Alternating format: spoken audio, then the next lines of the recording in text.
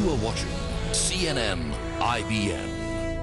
Brought to you by Toyota Etios Q-Class. World first, India first, my first. Max Bupa, your health first. LG Optimus One smartphone. Access to the world of interesting apps. IBM, let's build a smarter planet. Tomorrow together, Hitachi, inspire the next. Allahabad Bank, har qadam aapke saath. And Aditya Birla Group, taking India to the world.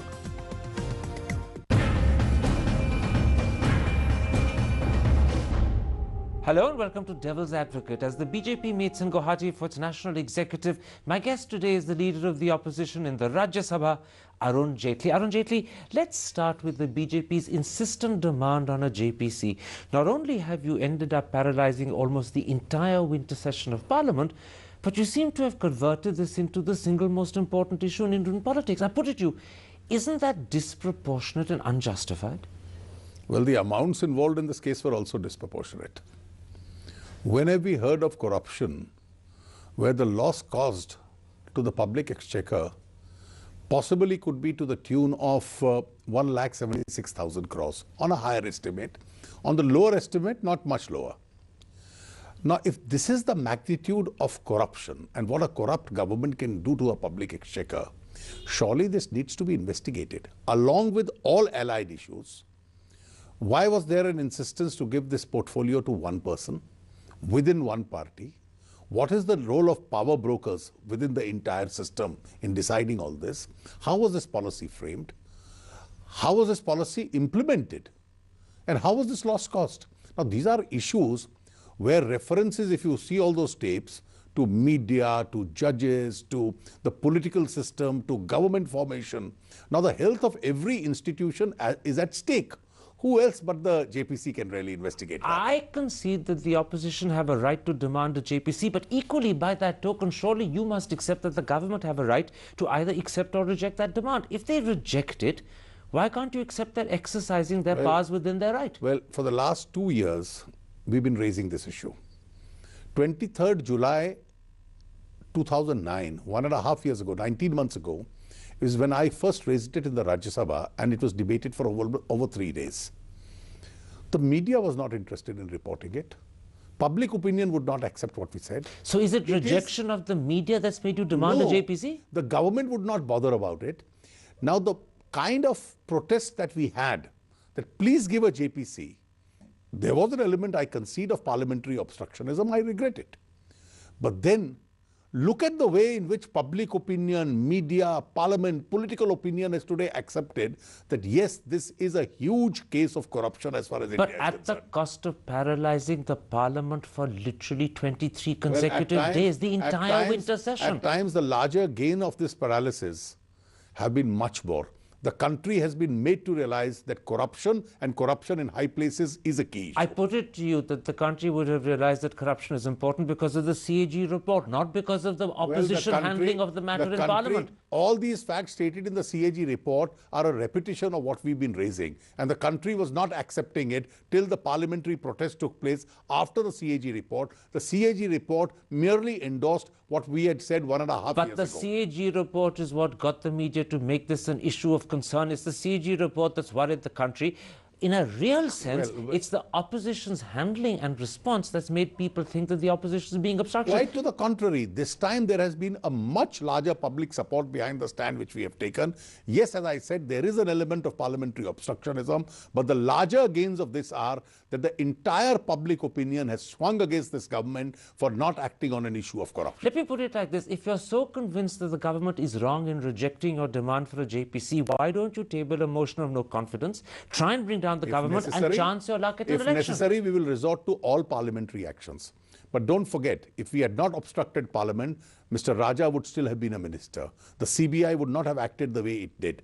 We've put the entire process into motion. Aren't you claiming credit where it's not due to you? Should you not be giving that to the media? Should you not be giving it to public opinion rather than taking it for the BJP? Well, the public opinion and the media did not support us for 1.5 years when we were raising these issues. The facts were the same which are in the CAG. And it's the CAG that swung them around, not the opposition. It's the responsibility of the media to be a little more educated on these issues. They don't merely need a CAG report. These facts were in public domain even before that date. But it's the CAG that actually educated the media, not the opposition. That's why I'm saying you've taken a stand that only makes you look obstructionist. That's a reflection on your own community, not on us. Because when these facts, which are there in the CAG report, were all in public domain, the issue ought to have been highlighted to the maximum. But they got a credibility with the CAG. They got a profile with the CAG, which is why the media responded. It did. And if the government still does not act, then you really have to blame the government and not us. Let me come back to the BJP's insistence on the JPC. Are you really convinced that the country is with you on this, or are you worried that they're going to perceive the BJP as something that's deliberately obstructing democracy? I think there is a strong opinion in our favor on the JPC. The PAC can't... How do you know that? You keep saying it. How do you know it?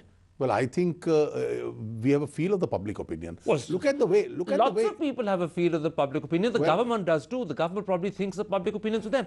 Well, there are many ways of assessing how the reaction is. You're simply going by what you hope is the case. You're assuming it to be the case. Well, there is some element of common sense which politicians have when they deal with the people.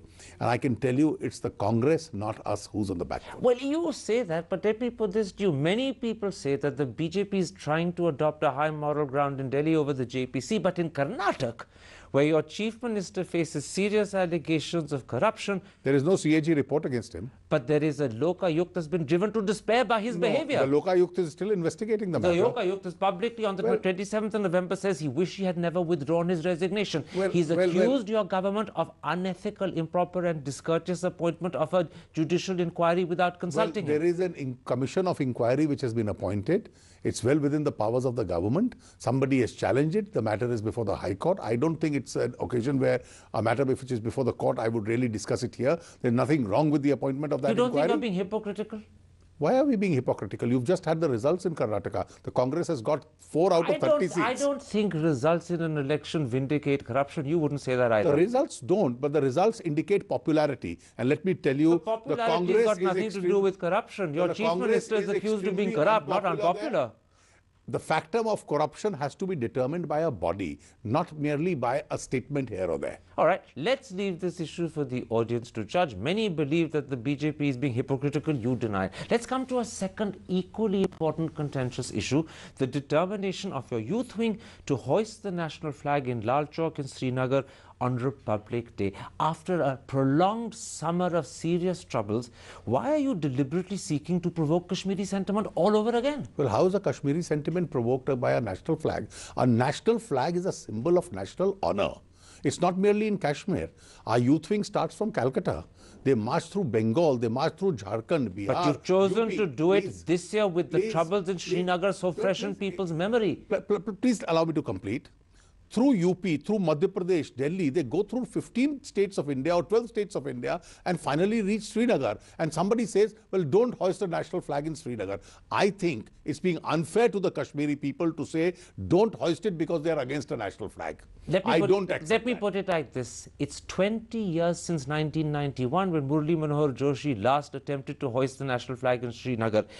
In that period, not once has the BJP thought of the idea. You didn't even consider it when you were in power for 6 years. Suddenly, after the most volatile and violent year in the valley, why are you bringing it up now? The fact that the idea of hosting a national flag can be opposed itself is a good rationale for a national solidarity march which the BJP youth is undertaking. Except for the fact that you are doing it at a time when the valley has been volatile. You're doing it at a time when discretion is the better part of valor, and what you're doing instead is fanning the flames. I am sorry, I don't accept that. I don't accept that hosting a national flag, which is a matter of national pride and honor, can offend anyone. And if anybody has to be offended, let it be so. the country's right to hoist a national flag, a citizen's right to hoist a national flag, cannot be subdued or cannot be taken away merely because somebody is going to object to Arun it. Jaitley, it's not the right to hoist the national flag, nor the symbolism of hoisting it that I'm questioning. It's the wisdom of doing it at this time, after a year when Kashmir has Quite seen to the most contrary, serious trouble in 2 decades. It would be extremely unwise to suggest that national flag should not be hoisted. It is perfectly patriotic, rational, logical and correct for anybody to say that in any part of the territory of India I will hoist the national flag. For somebody to say don't do it. Every country in the world is proud of its flag. It's only in India that we say it will foment trouble. As political polemic, that's a brilliant sentence. But you know and I know the truth of the situation in the valley. You know and I know how you're risking inflaming it, and you're doing it purely for symbolism. I repeat that merely because people in this country can oppose the hoisting of a national flag is a sufficient rationale to march across the country through 10 to 15 states and say, let me hoist a national flag everywhere. The Chief Minister of the state, who until not so long ago was a member of your government in Delhi, has advised the BJP not to do it. Are you going to ignore the Chief Minister's advice? Well, I think the Chief Minister has no business to advise another political party not to hoist a national flag. He's got the interest of peace in his state at heart.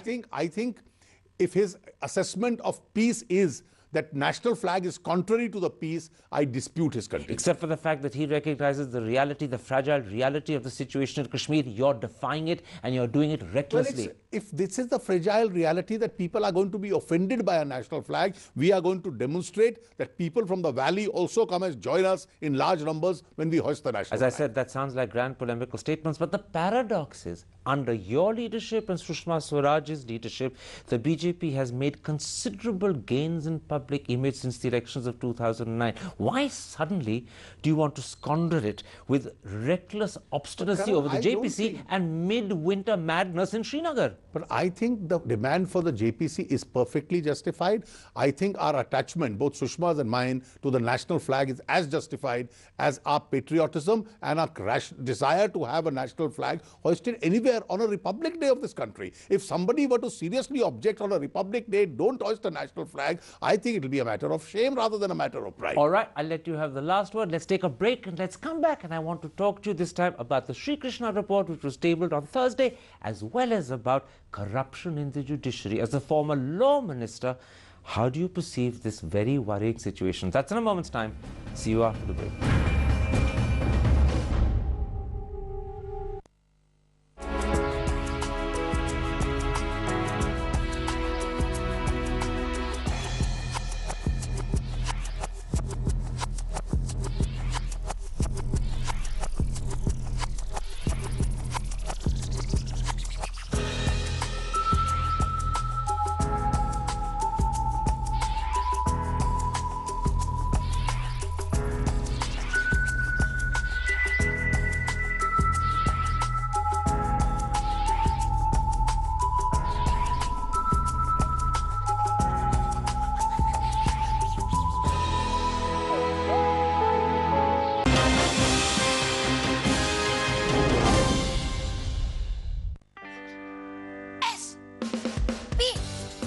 This young star is preparing to become a spelling genius.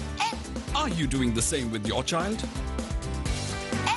Coming soon to a city near you. Brought to you by Children's Plans from HDFC Life. Sir, उठा के जियो. Powered by Times of India, a 360-degree initiative. सबसे पहले Bharat,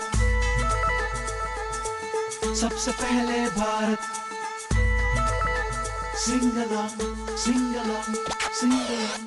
No matter where you go, no matter what you do, always remember, India loves you. Every step you take, every move you make, show your love for India's sake.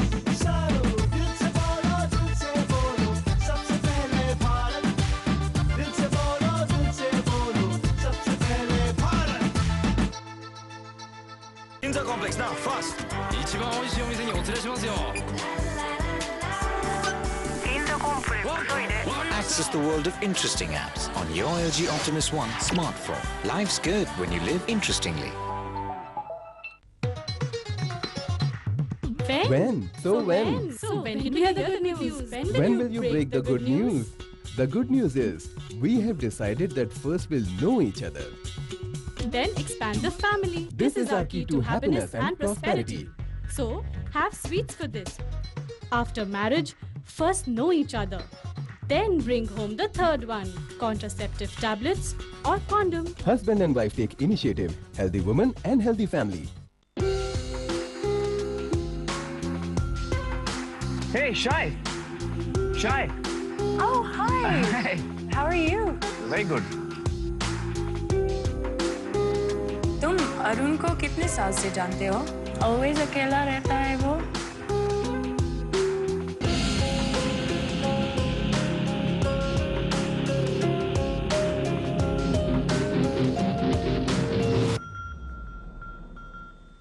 Better remote, please.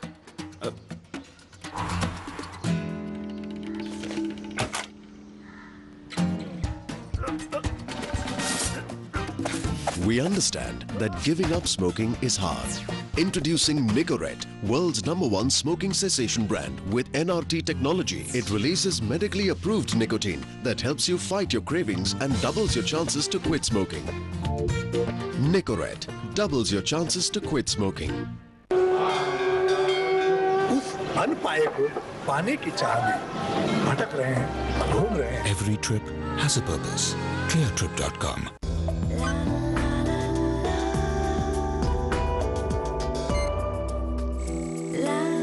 Access the world of interesting apps on your LG Optimus One smartphone. Life's good when you live interestingly. Mesmerizing admirers of great fashion across 6 metros. The biggest Indian designers. Flaunt the most beautiful of collections with a hint of the Mediterranean, the Middle East, femininity and glamour. Blenders Pride Music CDs presents Blenders Pride Fashion Tour at these times on CNN-IBN. Presented by Blenders Pride Music CDs. This is Network 18. And you are watching CNN-IBN.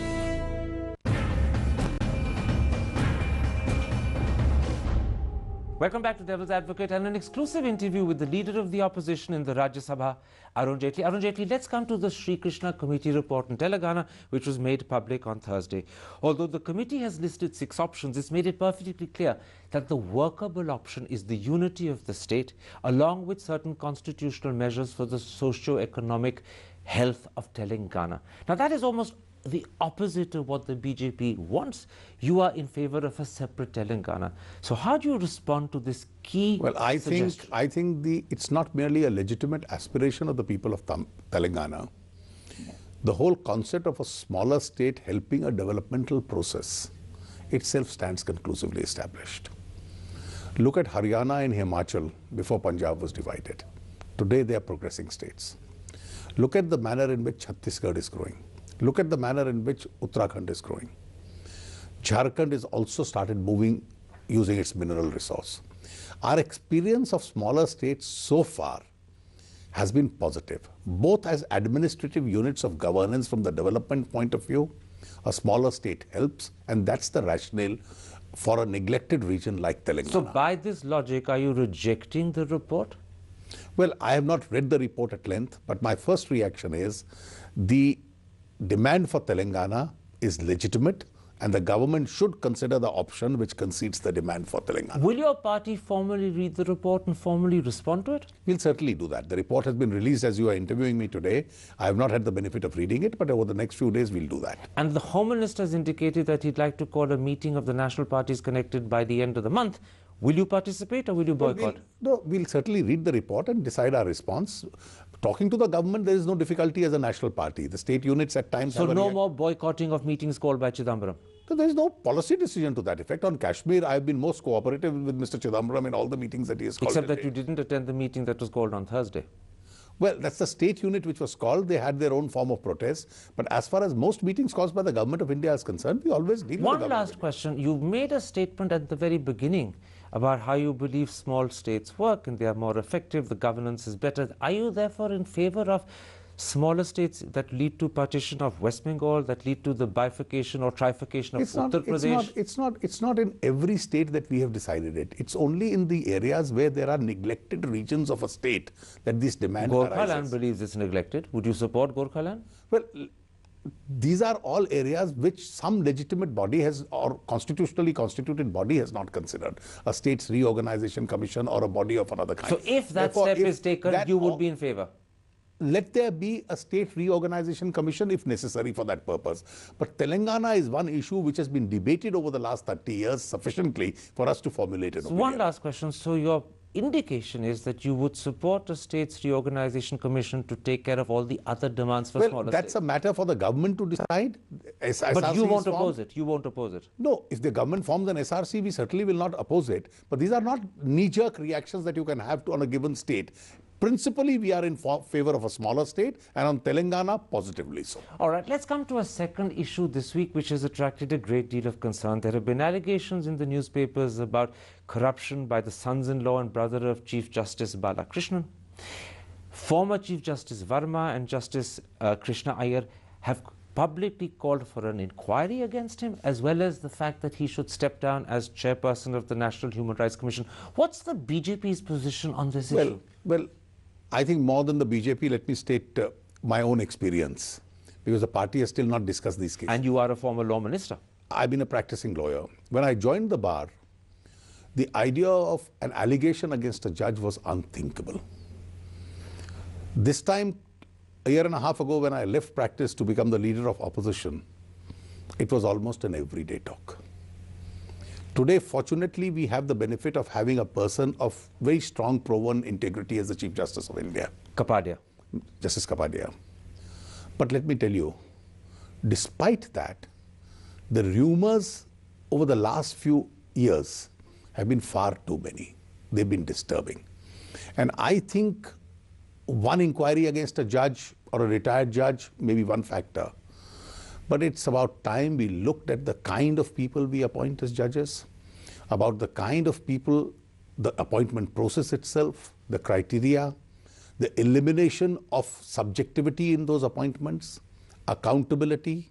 The process of removing a judge or taking action against him is almost unthinkable. Impeachment is the rarest of rare processes. And I think the kind of people moving around in the corridors of the system, telling you how things are manageable, these are rumors of the last few years. I don't know whether they are true or false, but they are a bit far too many. And I think the situation has become disturbing. As you know, sadly, it's not just Chief Justice Balakrishnan against whom there have been allegations. There were allegations against his predecessor, Chief Justice Sabharwal. The Bhushans have alleged that 8 out of 16 former Chief Justices are corrupt. Do you think that we need to change the way in which judges are chosen? Absolutely. We need to change the way the judges are chosen. The present system has positively failed. It has failed to appoint the best. It has failed to appoint, it has, in fact, the whole criteria of accountability also itself is not very successful. So would you support a National Judicial Commission? Well, I, as a law minister, introduced a constitutional amendment in Parliament. The Parliament lapsed before it could be passed. But 6 years have passed since then, so if it were to be brought up today by the government, although the government... If it is a National Judicial Commission, I would blindly support it, provided it is adequately constituted. Would your party support you in supporting it? Absolutely. We were the ones who are committed to it in our manifesto on more than one occasion. We introduced a constitution amendment when we were in power. Justice Krishna Iyer has also talked about creating what he calls a performance commission, which would inquire into the conduct of judges and which would provide a platform for ordinary people to bring their complaints against the judiciary. Well, I think the in-house mechanism which the judiciary has had so far has certainly not succeeded. It's about time that there is a national debate on an alternative mechanism of accountability. So a performance commission or a national judicial council or whatever you call it? Or any other alternative commission, time has come to now commence a debate on that subject. So in a nutshell, we need radical change both in the way in which judges are appointed as well as how they are made accountable. Absolutely. And this can't be a hush-hush process or an in-house process of the judiciary anymore. Would you say that speed is of the essence here? Speed is absolutely of the essence. The situation is grim. Arun Jaitley, a pleasure talking to you. Brought to you by Toyota Etios Q-Class, World First, India First, My First. Max Bupa, your health first. LG Optimus One smartphone, access to the world of interesting apps. IBM, let's build a smarter planet. Tomorrow together, Hitachi, inspire the next. Allahabad Bank, har qadam aapke saath. And Aditya Birla Group, taking India to the world.